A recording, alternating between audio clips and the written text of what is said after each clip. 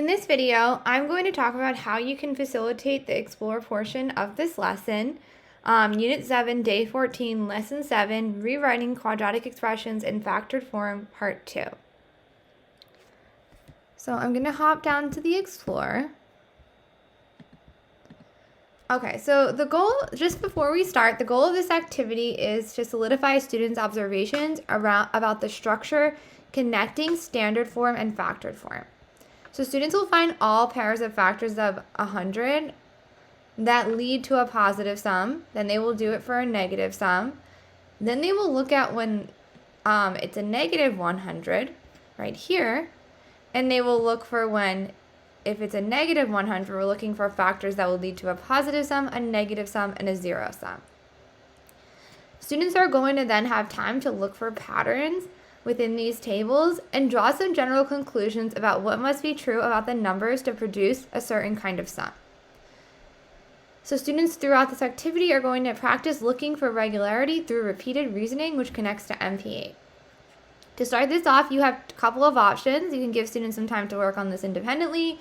You can divide it up and assign different students different tables to fill out. Or you can even put students into pairs and have them each do one of the two tables here and then do one of the two tables here and both complete the zero table. So when students complete this, they're going to have a table that looks something like this. I'll just show an example. So if they're looking for factors that add to a positive b, right, we have 2 and 50, 4 and 25, 5 and 20, and 10 and 10. And then they're told to add them to find the sum. So these will all add up to a positive sum. One misconception that could arise is students multiply these for this b term. And you just want to emphasize and re-show them. You can show them a box method example and just show them that when we're finding the b term, right, if we were doing this as a, we're multiplying x plus 20 and x plus 5. To get that b term, we're looking for the sum of the two factors, and to get the c term, we're finding what they multiply to. So you can kind of remind them of this. And so in this situation here, they go down and they should start, you can ask them, what do you notice about the factors when b is positive and c is positive? They're both positive. Okay, so that's an easy one. So when you have a fully positive expression, you know your factors have to be positive. Then you can hop over here, and students can fill this one out, and now b is negative. So, same idea. I'm just going to actually copy these because they're the same factors, right? And you give students some time to fill this out, but now they're negative. Because we know a negative times a negative is a positive. We want students to make that connection. Oops, I'm doing the misconception. You're adding them, right? And that is an easy thing to do, especially when you're thinking about multiplying. If you have that misconception to multiply them.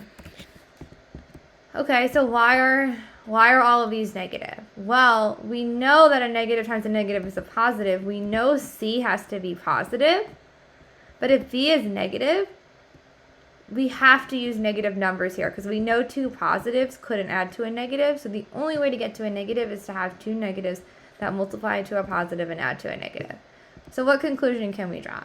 When c is positive and b is negative, the factors are both negative, right? These are like the two simpler, more straightforward situations that you can synthesize. You can have students do both these tables and then have that conversation to give them space to notice and draw these conclusions in a class discussion facilitated.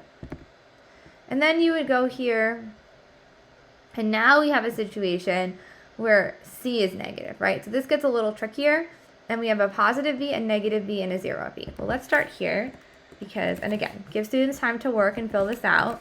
Give them space to notice, right? You might even just ask them to jot it down somewhere, ask them to share in the chat, just their noticings or their conclusions after they complete this activity. Okay, so for this table, did you find any other factors that would add to 0? Why not? Well, because we know one has to be negative and one has to be positive, because the only way to get a product that's a negative is between a negative and a positive. And there's only one, the two numbers have to cancel out to make 0. There's only one pair of factors that cancel out to make 0 for negative 100, and that's negative 10 and 10. This connects to difference of squares. Students should see that you can have a 0 b term. What would that look like for the expression? Well, it would just be x squared minus 100, right? Giving them that reinforcement and clarity around difference of squares. Now we have these two situations. We have when the b is positive and c is negative, and we have when b is negative and c is negative. So, for example here, well, students would fill this out, and like you could do the same thing.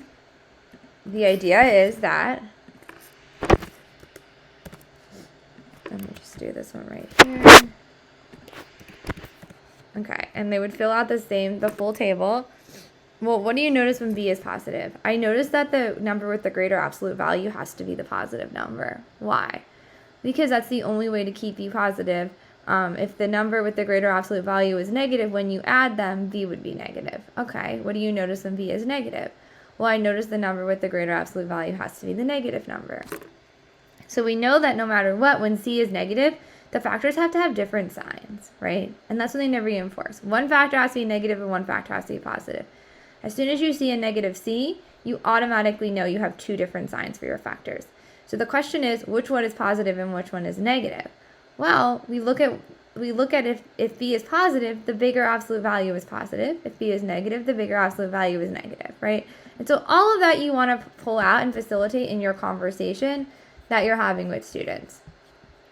So you can ask questions such as, how are the pairs of factors 100 like or unlike those of negative 100? And we can say the numbers are the same, but the signs are different. For all of these, we have the same numbers. We're just talking about how the signs differ. In the first two tables, what do you notice about the factor pairs that give positive v values? They are both positive. We talked about this. What are the factor pairs that give negative v values? They're both negative. Okay, and then you can continue to ask that questions here. What do you notice about the factor that give positive v's? What do you notice about the factors that give negatives, right? And we talked about this with the absolute values. And then what do you notice about the pairs of factors that give a value of z, right? So those show just lots of what do you notice questions, okay? And lots of just really reinforcing that the factors stay the same, the signs change. So when you get to the summarize section, you give students some time to, again, compare and connect, observe the completed tables, and confirm that they agree with the expressions, and then notice what patterns do you notice, what generalizations can you make. We want students to identify that when basically the same idea we've been talking about. When c is positive, the factors are either both positive when b is positive, or the factors are either both negative when b is negative. When c is negative, the factors are negative and one factor is negative and one factor is positive. And you know which one is positive or negative based on the b value. If b is negative, the negative number has the greater absolute value. If b is positive, the positive number has the greater absolute value. If b is 0, the factors should cancel each other out. Okay, so in summary, this goal of this lesson is for students to identify the signs of the factors. The goal is for students to be able to identify the sign of the factor numbers just by looking at and identifying the signs of b and c. This is going to help them to factor more efficiently and quickly without having to use guess and check every time.